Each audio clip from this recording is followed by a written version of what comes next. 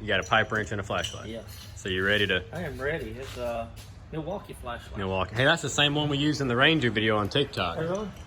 So they wouldn't get Milwaukee to get us one. I wish they would. So That's up. no, well, pipe wrench is in the floor. So over there is my old 1990 Chevrolet S10. In case you don't remember that truck, it's a 4.3 volt. No, I'm sorry, it's a 4.3 with a throttle body injection, 5-speed, 4-wheel drive, short bed, standard cab, no air, no power windows, no nothing. And I sold that truck like a year and a half ago to a friend of mine, Tim, who works at O'Reilly's, and he has been driving it ever since, sorta. It burns a lot of oil. So he came across a really good deal on a return motor from O'Reilly's that was like a deal too good to be true, and that's because it was. So down here on the ground, we've got our crate 4.3 throttle body motor.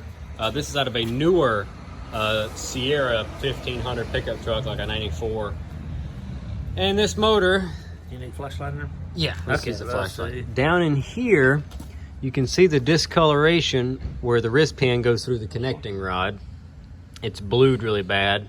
That's a bad indicator that this motor was cooked. And then down here, Dad's gonna spin the motor around. So I'll figure out how to operate it.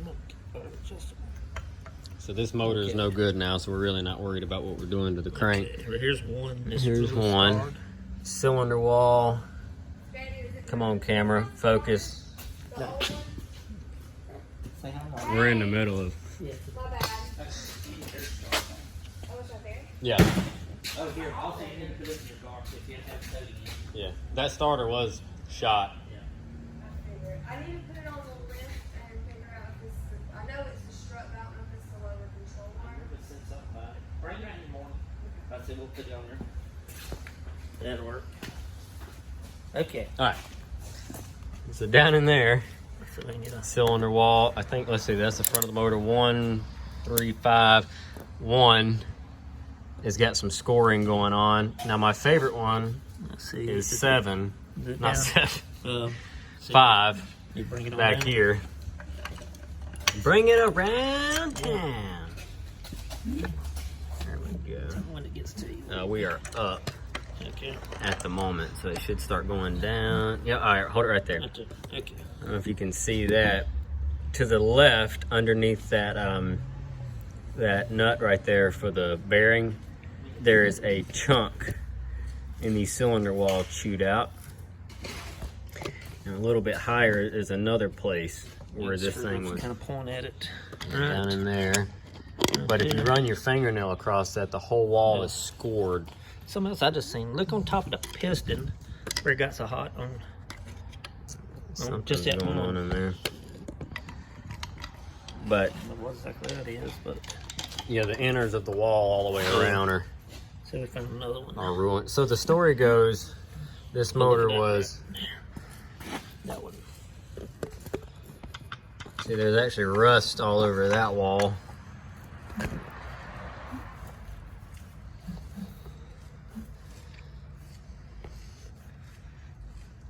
And one of the cam lobes, I don't remember where, one of the cam lobes was chewed on. I think we seen it from the top. Yeah. But anyway, so that, you could probably tear this motor down, bore it, and salvage that block, but Tim was really just hoping for a quick, motor in, motor out kind of thing. And that's not gonna be the case. I don't wanna take a risk. Like I said, this motor was put together and they ran the engine, and I don't think either A, they put the oil pump in right, or B, oh, you can't go that way, it's hitting the bolt. So they either ran it without the pump or they forgot to put the rod. Ew. You guys made me I eat. think they didn't put an oil pump in. I'm telling you, that new oil pump has nothing in it. Which is So right something happened, here. Yeah. and they ended up returning the motor to O'Reilly's. That's the oil pump. It was in the bottom. It's supposed to come with it, but you can see how dry it is, maybe by the camera. But Rusted too, There's just nothing- from sitting. If it would have been in the pan, caked in oil and ran, it should have like baked it and Yeah. prevented it from rusting that quick, I would have thought. yeah. But yeah, if anybody remembers my little Chevy S10. I got you guys on a tripod now. Let me know how you feel about the tripod. But this is it. This is my 1990 Chevrolet S10. And like I said, Tim's been driving it. He drives it occasionally. It literally hasn't changed. This is pretty much the way I sold it to him, except he broke the glove box latch. We put the toolbox back in it. The rust on the roof is getting a little bit worse. I don't really think he's had to do anything else. He's tried flushing the motor out and putting different oil additives and stuff in it to quit the oil consumption and the smoking, but it just did not happen. So this is pretty much literally the way I sold him the truck. You know, we added that big chrome bumper that is a Titan bumper from back in the day. It was a big company in the late 90s. And it's a deeper bumper, diamond plate. I added the Reese hitch plate to the bottom down there so that I could put Reese hitches on it instead of having to use a bumper mount. That door is locked. Said he broke the glove box latch. It's held up with looks like a mask. But other than that, he hasn't even done anything else to it. He's just drove it. So it's kind of neat to see the old girl again. Glad to know she's still on the road. I mean, I knew he was driving it and whatnot, but I said nothing has changed. So, but yeah, I thought I was gonna get to do a cool video today, pulling this motor out, getting the new motor prepped, dressed up, and ready to go in, but I don't want to take a chance. That thing looks too rough. I think we are going to take the heads off and possibly use the heads on this motor. Yeah, we might swap the heads. Yeah, see, get some of the oil stopped. So I still think we've got a piston ring issue with this truck, causing a lot of the oil consumption, because it doesn't smoke when it first starts up, which is a big indicator of valve stem seals. It smokes as it warms up and under load, and that's normally a piston ring failure. So that's where I think we've got our problem going with that guy. But yeah, this was supposed to be a new motor. It was ran and then had an oil pressure issue, and they took it apart. They tried to say that so those trucks, along with this one, had an aftermarket oil filter, which relocated it up to the fender well to make it easy to change because they're four-wheel drive and it's pain in the butt. And they tried to say that it was because they hooked their cooler lines up backwards and that's what starved it for oil. That doesn't make any sense. There is a drain back valve in most decent oil filters that would prevent the oil from flowing in another direction. However, because it would have acted like a blockage, there actually would have been a ton of oil pressure because it couldn't push it through. So it would have read too much oil pressure, not none. So I think they didn't put something together right, and supposedly the motor only ran like minutes before they realized it wasn't building pressure. But by the carbon deposits and stuff inside the exhaust ports, the wear on the crank and the cam, I'm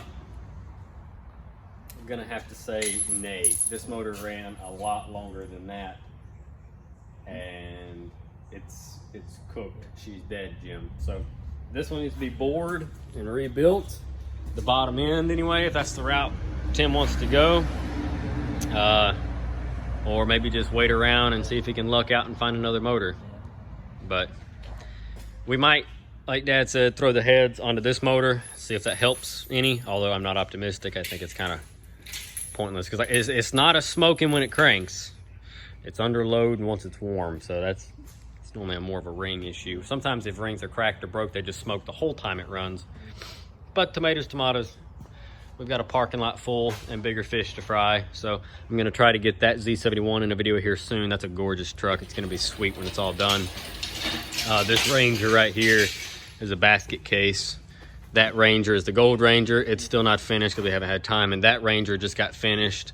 It should be picked up today, and then, you know, lots of other goodies. And the Impala SS, we did order a brand new transmission for. We're still waiting for it to show up. We've got a Grand Cherokee over there on the hill that's a basket case. We've got a Chrysler Sebring that doesn't deserve a new motor, but we're going to put a new motor in it anyway because we've already got it. Jesse's truck is here. The white Dodge is up on the hill. Yeah, that Ford Explorer right there with the 4.0 in it with the terrible timing chain design. This rear main seal popped in it. It's pouring fluid, and the truck's got like 1 million miles on it, and everything else is wore out, so it's not worth fixing. But we might try some of that mechanic in a bottle, see if that slows it down. It's a friend of ours, so it doesn't really matter. Then we have a transmission to put in my Tahoe. Yep, got a transmission to put in the Tahoe because it died. And, I mean, it'll still pull, but it's like first and second gear only. So we need to throw the trans in that. Just lots of things and not a lot of time. But anyway, I thought I'd share the S10 in case you guys remember the S10. A few people have asked about it. So there it is. There was her supposedly new heart to go in it, and it's not gonna work. So, make a nice coffee table. All right, folks, drop a comment down below. Let me know what you think. Thank you all for watching. We'll catch you in the next one. There's an update on the S10. Jesse has no comment. TikTok. Yep. All right, let's get on with it then. On to the next project.